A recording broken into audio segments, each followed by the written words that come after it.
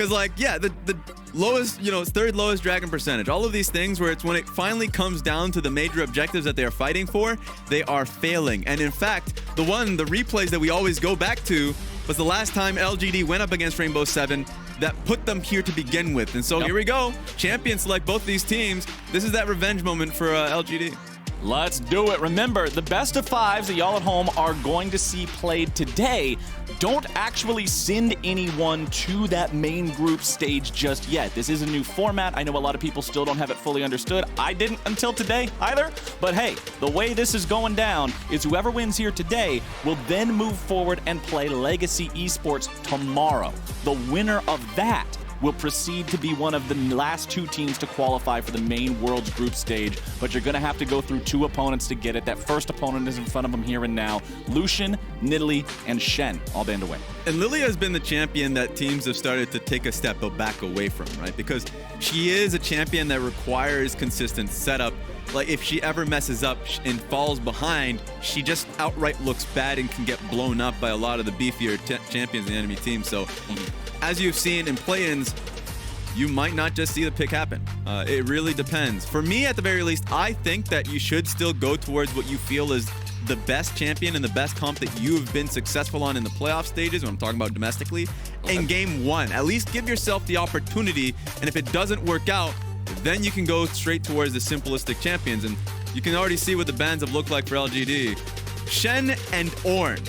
Yep. Get these beefs out of here. Get the meatballs gone. They are going for some vegetarian comps. Get all the meat, make it go yeet. Lily is banned out. Even though you're talking about the champion not having the most success so far, they don't want to risk it here. That is understandable.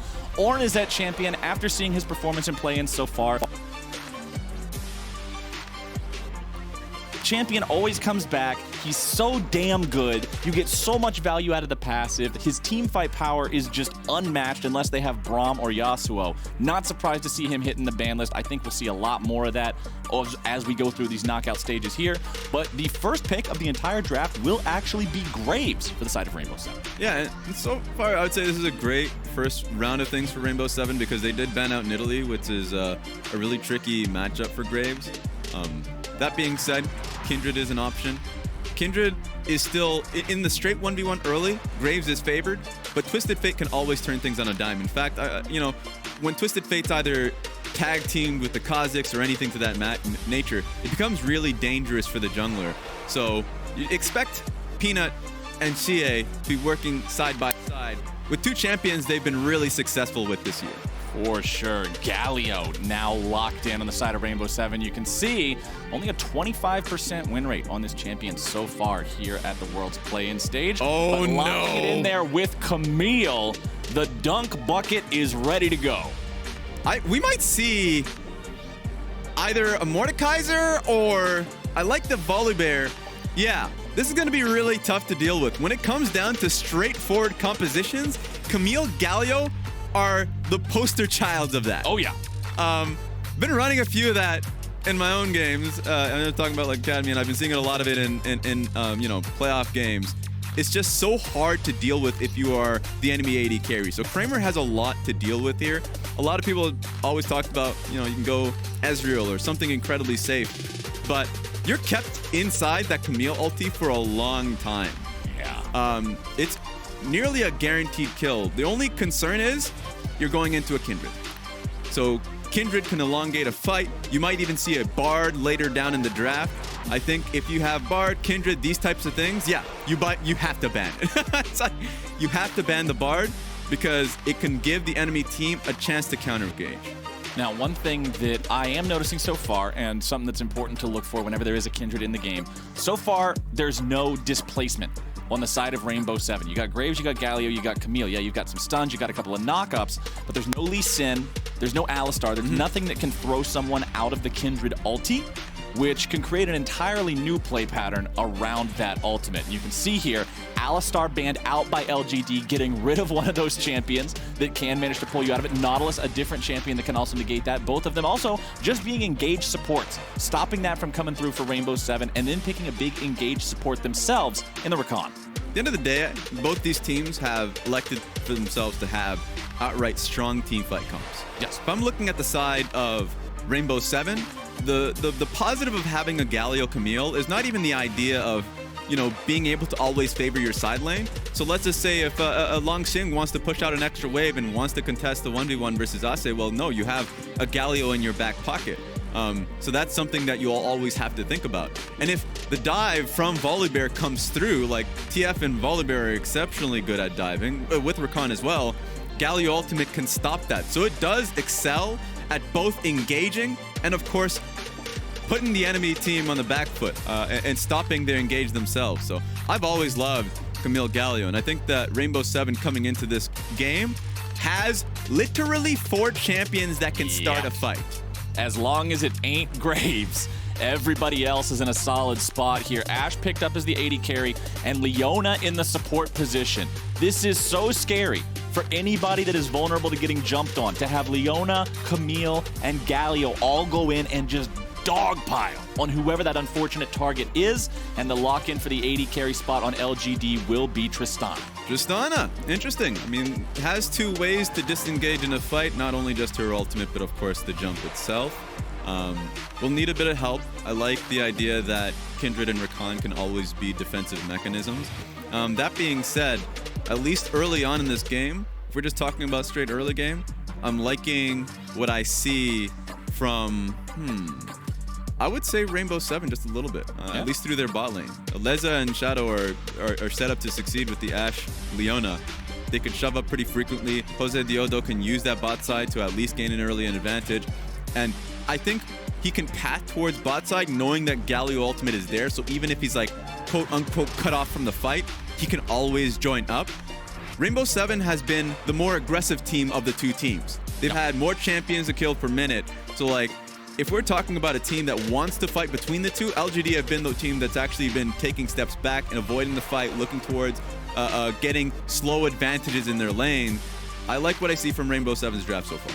But we have to remember those stats that we're talking about with First Bloods. For LGD, who have played 5 games, 5 First Bloods in 5 games. Yes. Pretty good rate of getting themselves on the scoreboard. Rainbow7 only taking First Blood in a single one of their 4. And also in all of these games, forward percentage, Langx has the highest forward percentage of 42%. That's an insane forward presence in the lane. It's incredible. He's been allowed to press up against his opponents, and a lot of the time he's just out. One game where I felt like he didn't have the matchup advantage, but he's had the other 4 where you know, he's been given the resources, the draft resources to do well in these matchups, and he's been paying off at least in the early portions of the game. Now, we saw from Vedius the breakdown of the Drake team fight in the previous time that these 2 teams matched up, and sort of how that was the moment where Rainbow7 worked themselves back into the game and found the stability they needed to push forward and end up taking the win in that head-to-head. And for both of these teams, I think those neutral objective fights throughout the entirety of this series, Raz, are just they're gonna be so important. Yeah. Because Rainbow7, part of the identity of the weakness of this team is they like to fight for objectives they got no business fighting for. And what happened to LGD in a lot of their games so far in play-ins? Fighting for something they had no business fighting for. Everybody needs to go through a checklist that's got 1 item on it before they get to a neutral objective fight and say, should we be here? If the answer's hell nah, you need to go away. Yeah, a lot of the basics have kind of fallen to the wayside. I love the segment that Vedius did earlier on about just all about LGD getting initial control of the objective, basing late, and then coming back to what is R7 getting complete control and getting Dragon and getting the fight obviously afterwards. And it all starts towards that checklist that you're referring to, which is first of all, ask each other, do you guys need to base? Who needs to base? Do that early, please. Because if no one needs to base early, then great. But if you set up all of your wards and then have to go back to base like 30 seconds before the objective spawn, then you've already failed. So I know for sure these are the things, the first things that the coaches will be bringing up in film session. And of course, the players would have already recognized during the game. So I don't expect that to be the case coming into today's games. This is what I love about casting with somebody who's so much smarter than me, is the fact that you bring up an actual checklist about, do we need to base? How's our ward status looking? Will we be able to have cooldowns and all these different things? And my checklist is just a meme between hell nah and yep. Because that's the two different ways of looking at the game. Coach versus Skarner player, but now the real versus we all care about is this one right here. Rainbow7 versus LGD in a best of 5. Only best of 1s have been played so far. This is the first time we're going to get to test and see these teams' adaptation capabilities, how well they can move through a multitude of games and deal with their opponent time after time after time. Keystones on your screen right now. Phase Rush on the Graves, extra mobility there. And you're going to see Summoner Spellbook for Galio, so plenty of utility options. Same thing over there for the side of Twisted Fate. Taking check of all the teleports across the map. You got them on all 4 solo laners, neither AD carry this time around. Kramer also running Cleanse on that Tristana, respecting how much CC power is on the Rainbow7 lineup. I'm interested in the bot lane here. Yeah. Because Ashe Leona should have the shove. They should have, of course, the support advantage. Leona versus Rakan works pretty heavily towards Leona. She just has too much, resistances, especially if she pops her W. Yeah. In a fight. So that from that perspective, that's going to be there. Leza and Shadow should be confident in the 2v2. But then Mark and more importantly Kramer going towards Hail of Blaze Tristana. If you catch someone out, you can just blow them up, and it resets, of course, off E cooldown, so you can get another jump if you end up getting the full proc off your satchel. So those things are interesting to see, because then now Leza and Shadow better have strong vision towards the bot side of the map. If they ever get cheesed, or if they ever, like let's say Leza walks up to a wave when Shadow is looking to either work alongside Josedeodo to get vision, or just place down something in the control in Tribush, then you just outright lose your lane. So yeah, that would feel pretty bad. So you need to watch out for that.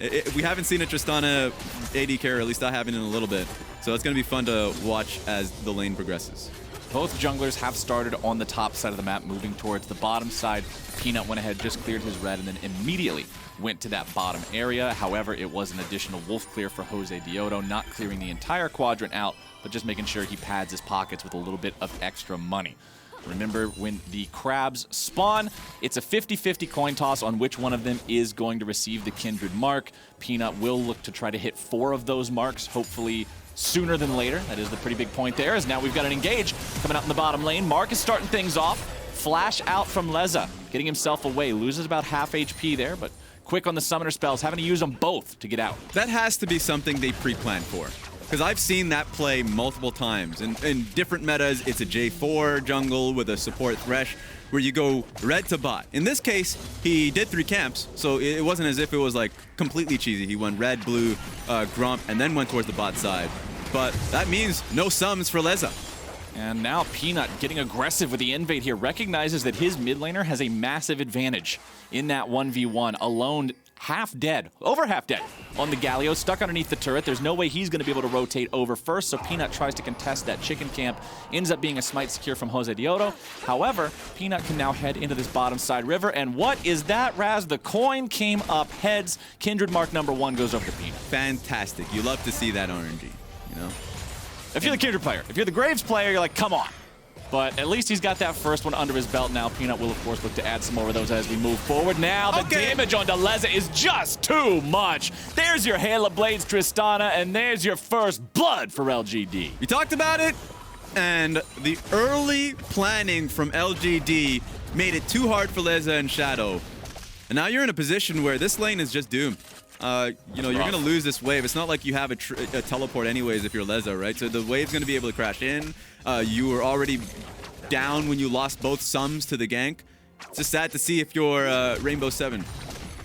What's also sad to see is the state of this mid lane. She is just throwing so many cards at Alone. He's sending him straight to the Shadow Realm. He already went back to base. He returned. He expended his teleport, and he's back down to 300 HP, chugging the Corrupting Potion like he hasn't had a drink in 3 weeks.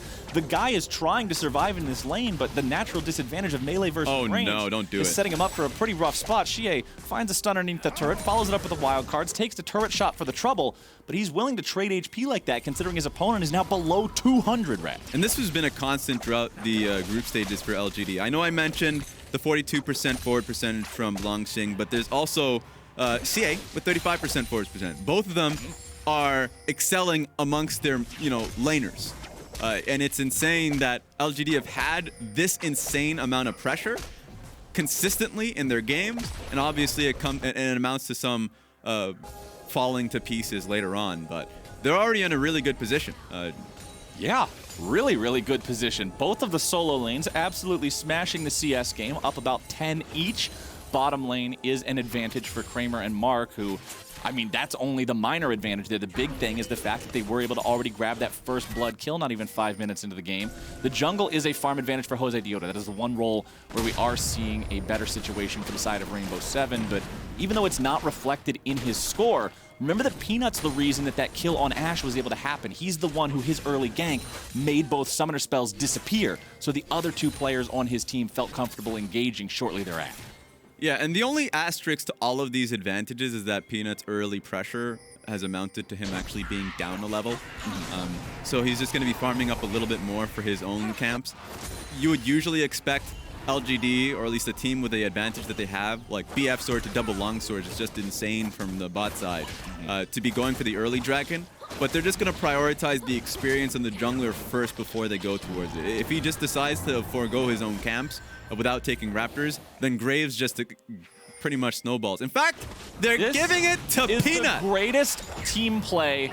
Oh, if you're a jungler, that just feels fantastic. They made sure they facilitated giving him the extra mark. He also gets the EXP and the gold. Tristana was walking around that scuttle crab like an NPC in a quest game, just protecting it. And you had to manage to secure the scuttle crab before the bad guys got to it. Such good team play and looking out from the bottom lane of LGD, making sure Peanut doesn't fall too far behind here in this game. Hawkshot flies out, does see the Kindred hanging out there in the bottom side river, and with Josedeodo on the opposite end of the map, you know that Leza and Shadow aren't going to be looking for a fight anytime soon. Yeah, and it's a good time to do this because he cleared out his own raptors. The only thing you'd have to be concerned about is the red buff being available, but you can trade sides since both reds are going to be up around up in tradable times. You'll have the information to know if Graves is crossing through to their own red, and so can just trade. So like basically Kindred loses nearly nothing for this entire thing. So another positive here for LGD. LGD getting that first Drake 7.5 minutes into the game, early enough to have a serious Dragon Soul threat if they can keep this up as we move forward. Looking at the top lane that we haven't talked here about a whole lot other than just the fun fact about Langx's forward percentage. Tied up in farm now, but that is a big old wave that Acce is pushing forward. So that means that Langx's numbers will be inflated here just a little bit. Should be able to farm up almost all of these underneath the turret. Not too much of an issue with that one. There you go. You can see the lightning just providing a little bit of extra damage to farm them all up here. Yeah, and it's kind of pushing what is the intended goal of a Camille Galio comp further and further, because usually when you hit level 6, you get to a point where you feel like you can kind of pull Josedeodo through mid if you are struggling for mid cryo. You can head top lane on a stacking wave, and it would usually be difficult for topside. Not only is it hard because TF has ulti, so he can follow, and you must kind of, and Langx should be giving information to Peanut whenever he's afraid of a dive possibly happening. But also, xiye is just getting a lot of help here, and has already been kind of pushing the matchup to its brink, and making it so alone can never really roam without losing 2 waves.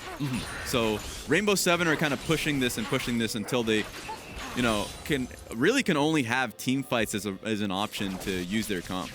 And you mentioned how LGD, they got gold leads all over the place in their group stage games, even if things didn't go that great for them, even if they had way more losses than both themselves and their fans would have expected. The early game execution and the way that they drafted to facilitate it did work out for them. But now we got the engage here in the mid lane. Follow-up coming through. Rainbow7 look for the kill onto xiye, who turns around, tosses him a card. Couple wild cards to follow that one up, but considering LGD's bringing the backup in, the play's not going anywhere else. Yeah, just looking at the minimap, this is LGD's timer to get Rift Hurled. Honestly, I liked what Rainbow7 did because they weren't expecting to get a kill out of it, just trying to waste time from LGD. So now Ashe, who had a huge wave at her own turret, has now started to go to town on the bot lane turret plate. So I think Rainbow7 should concede the dragon, Rift Herald that is. Oh. Oh, here we go. Field goal arrow, tries to fly through, doesn't really find a target. Shadow trying to get himself away, but now the engage coming in. Marks into the back line, still looking to make something happen. Here's the Volibear has entered the fray, and alone is going to be in some trouble. Kill comes through, and Langx takes it. Now looking to see if they can pick up anything else. Lamb's Respite will keep LGD safe. They pick up 1 kill. They manage to grab themselves the Rift Herald, and the fight is done. Yeah, I didn't like the idea of Rainbow7 fully contesting that when they knew they were getting an advantage bot side. They could have actually all in towards it, but Josedeodo catches him out. Peanut jumping over that wall. Remember, no Lamb's Respite ready to go. Josedeodo on the chase, giving him the thumbs up, but can he secure the kill? Auto attack, there's your damage, into the line, baby. Follow-up comes through, LGD. What in the hell are you guys doing? This is a little bit sloppy right about now. Over the wall goes Josedeodo. Now he's gonna find Kramer. Kramer stepping forward just a little bit more, but he's got to deal with the fact that he's outnumbered, outgunned. Flashes away. Acce can't quite follow him up there. LGD manages to get him out. xiye barely surviving there too. But a bit of an overstay, some greed. Mr. Razzleplasm from Peanut gets punished. Yeah, strong punish from Josedeodo. He was fairly certain that he had an intruder in his own grump. Finds Peanut, rallies the troops, and it turns into a pretty good chase now from Rainbow7. Of course, only allotted to 1 kill, but that's a flash down from Tristana. xiye is struggling a little bit there too now. So overall, great from Rainbow7 to make this game a little messy. Yeah, and they're stopping that gold lead from ballooning up any further, right? Yeah. This gold lead has been slightly over 1,000 for over 6 minutes now. So even though Rainbow7 have fallen behind a little bit early here, they're not allowing their opponents to build up this early game empire that they'll have to contest once 15 or 20 minutes rolls around. However, talking about the next thing coming around here on Summoner's Rift, 30 seconds until second Drake shows up. Will be an Ocean. LGD already have that first Drake, which was an Infernal, in their possession. They look to be setting up around it here to go for that second one. They don't want to commit the sins that Vedia showed us a second time. They don't want to end up just getting control and then abandoning it. Shelly is summoned in the bottom lane. Will nearly take down this turret, but just gets it down to the last half of a plate. The turret itself still stands, which could be important if a fight breaks out here and Rainbow7 have to fall back to the safety of that structure. Langx will try to push out as much of this wave as he can, rotate over to join up with the rest of the team. Peanut using the sweeper, trying to clear out some of the vision, make sure Rainbow7 is as uncomfortable with this fight as humanly possible. And they'll try to shove out the mid lane. I'm not the biggest fan of the setup here from LGD because they did put Rift Trail down bot side and had their AD stuck with mid. In fact, Volibear was disconnected from the play and didn't want to move with the team. So that means that Rainbow7 can power through as a 4-man unit and just kind of sit within the line bush and force LGD to go through mid wave. If LGD goes through mid wave, then that's Rainbow7 having control on the objective first. Yeah. So I think overall, LGD did have the control. They should have been able to keep that control, but didn't use the Rift Herald as well as it could have been. Leona ulti comes through, follow-up coming down. Here's Rainbow7 starting things off. Marked out at 200 HP, having to run himself out. First kill goes through, and xiye is down. Hextech ultimatum says, no, you don't. Get on back here. Langx down to 150 health, stuck inside the Lamb's Respite for now. Acce over the wall, trying to chase after this one. He's going to be stunned up, beaten down. Langx putting the hurt on him, thrown up into the air. The follow-up is there, and the team works together wonderfully. LGD are caught off guard, and the engage from Rainbow7 wins the fight. Another poor setup from LGD and a great capitalization from Rainbow7. They identified that the members from LGD weren't grouped up for the objective and took control. I really loved them just basically seizing control of mid lane wave and having members on the line bush just so anyone that would come through from LGD's side, they can pick them off, and they did just that. Well done. I was a little worried at the start there. I saw the Leona ulti get fired off with no immediate follow-up. I was like, well, that was kind of weird. That felt a little solo queuey, but then the rest of the team realizes, wait, we got the tools for this, and it's a dog pile. On to LGD to start things off here. Rainbow7 not going to just allow LGD to run away with this game. I love the fact this team's willing to strike back. And you said it during Champ Select, Raz, we want to see these teams really go for how they like to play the game in game one of a series. Yeah, and we talked about it when we got into the Champ Select of how many members in this team have a way to start a fight. Yeah. Bring him on back. And so when someone makes the call to go towards the Twisted Fate, everyone follows through. And no one on LGD's side are willing to take the fight because they're just simply not in position. So there we go. First fight of the game goes towards Rainbow7. Good stuff. Looking at the itemization on Josedeodo here on this Graves too. Serrated Dirk, second item in the inventory, should be going towards an Umbral Glaive with that one as his second item. So very effective on junglers, gives you so much extra vision control. And look at the armor on the enemy team. And by that, Raz, I mean there is no armor on the enemy team. Kindred, Twisted Fate, and Tristana will be very vulnerable to lethality-based builds. Yes, Langx has the cloth armor in inventory now, probably going for the Ninja Tabby. You also can see a little bit of armor on the Rakan, but the 3 big damage dealers will be super vulnerable to that. Josedeodo on this Graves will have some big playmaking opportunities moving forward. And you can see LGD hanging out here in the mid lane, Peanuts over the wall, just chilling out, waiting for Rainbow7 to walk away. He can clear out that control ward now. The first Rift Herald of the game was taken down by the side of LGD, seeing if they could get anything with it. They were able to build themselves up some nice gold lead in the bottom lane there on the plates. But the next Rift Herald will be up very shortly, and it looks like we're going to get a fight for it. Yeah, Rainbow7 want to get a fight, and here we go. Nice shot coming out from Leza there, but now the real fight's going to be in the top side of the river. LGD could be in some danger, but they grab the kill into Josedeodo. That's a big pick as the TP's coming through, but Acce's alone behind enemy lines. Volley's going to find the slow onto 4, but now the re-engage coming out from LGD. Acce is gone. Peanut finding the kill on that one. xiye continues the chase. Defensive ulti coming down from the Leona, and Rainbow7 throw them all into the grinder. LGD take the fight. It wasn't the start of the fight that Rainbow7 should have set up for. What I was about to say is that, you know, Ashe had TP advantage. Langx recognized that and started to move first. What Rainbow7 could have done is just keep Ashe down bot side and look for the turret placed on that one, or at least just look to take first turret down there. And then if they want to take a fight off the back of that, they can contest late, and they should be happier with that kind of way of the setup. You know, Volibear would fall behind, and you can kind of get Ashe rolling in this game. Instead, nope. Didn't happen. Throw the Ashe arrow straight down mid.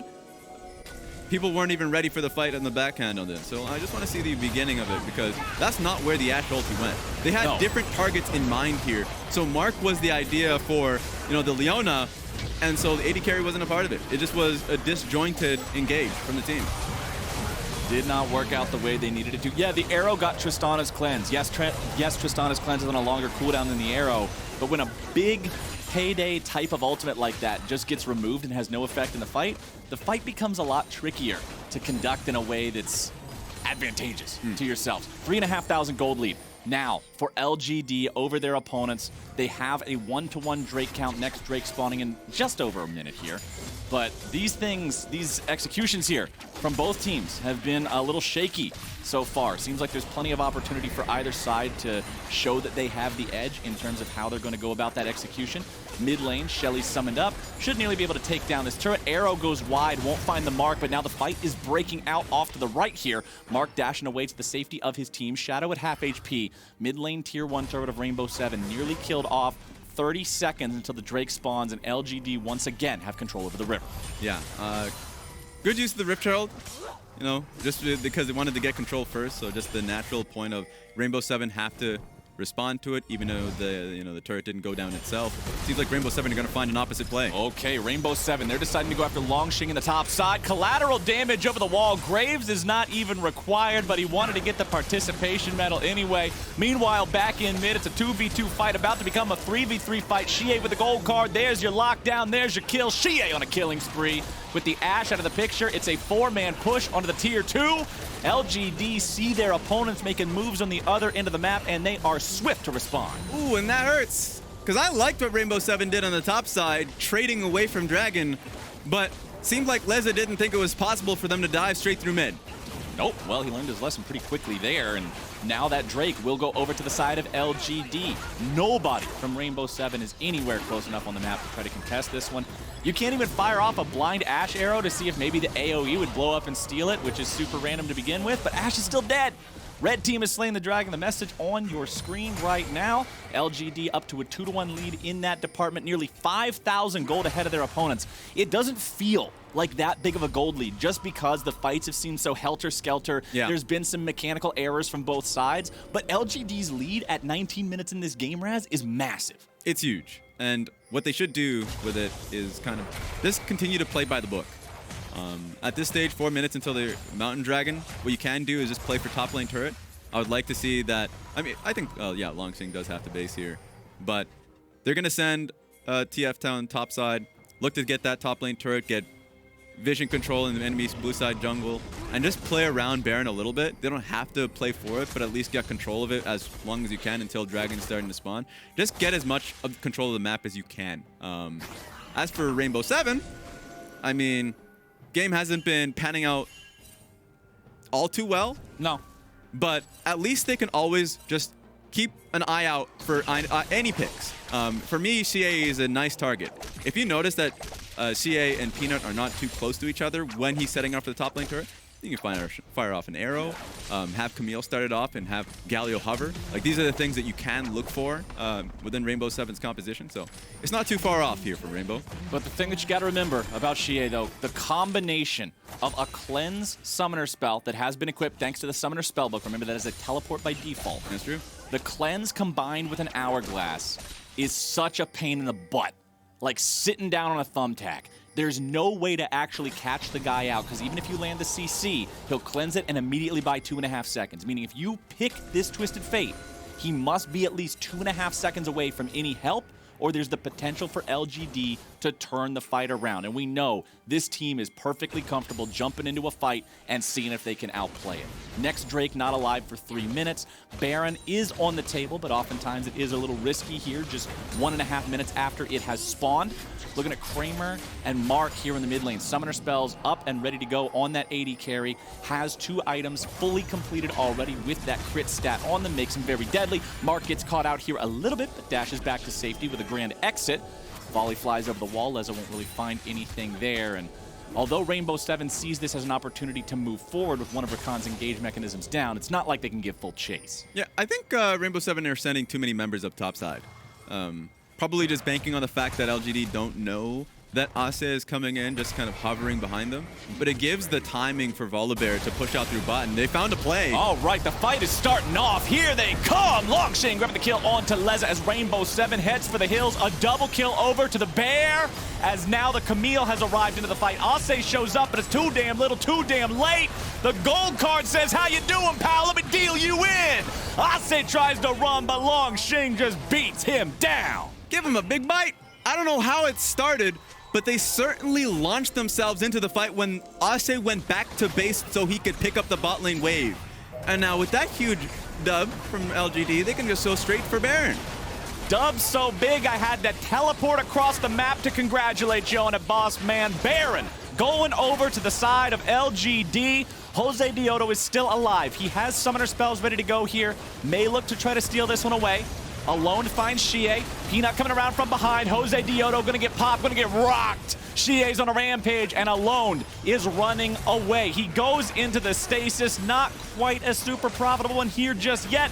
Tries to maybe set up a kill onto the enemy Twisted Fate, but no, sir. Not at all. Alone is gone. Baron secured. LGD with a 10,000 gold lead. Just clean from LGD. I mean, even the idea of a 50-50 was not going to be allowed to them. So I guess it was just seen here when they were starting to invade in the blue side jungle that they found a member. Leza just not having a good game so far. Gets blown up as the fights start in no man's land. And then Ashe, he arrives, man, his heart was in the right place, but his champion was in the middle of 5 enemy champions with no allies close. And that puts you back in the spawn platform the hard way. LGD in a really good spot to end this game before 30 minutes. I mean, I feel like they should just be able to brute force this one down. When you look at their composition, when you look at how they can just use Volibear to set up a dive, it's very, very scary now for Rainbow7. They must position well. They must use their CC properly to try to disengage and counterattack when LGD comes after him, because this is such a scary situation. Drake is alive in 10 seconds. A lot of times you'll see teams go after that and prioritize it, but it doesn't look like that's what's on LGD's mind. They just want to continue pushing towards these tier 2s. They're still standing in the top and bottom lanes, and usually when a team's this far ahead, Raz, and you have turrets standing outside the enemy base, that's just free money waiting to be picked up. It is, and LGD is playing a patient game. They're not forcing anything on the bot side of the map. They recognize that Twisted Fate's going to pull at least somebody, and if he doesn't, then great, I'm going to take your inhib turret mid. Galio has to pick it up, and so at this point, it just seems like they're just trying to get as much gold as possible onto their members, so they can be as strong, you know, for the next major objective. So they don't want to force too much. Most teams in the LPL would just, you know, use the advantage through mid. If they see Galio match waves, then they'll just have Twisted Fate just go straight bot lane and have a 5v4, right? Like that's something that most teams would try and end the game instantly on. But LGD want to play the right way, quote unquote, and it's been working out so far.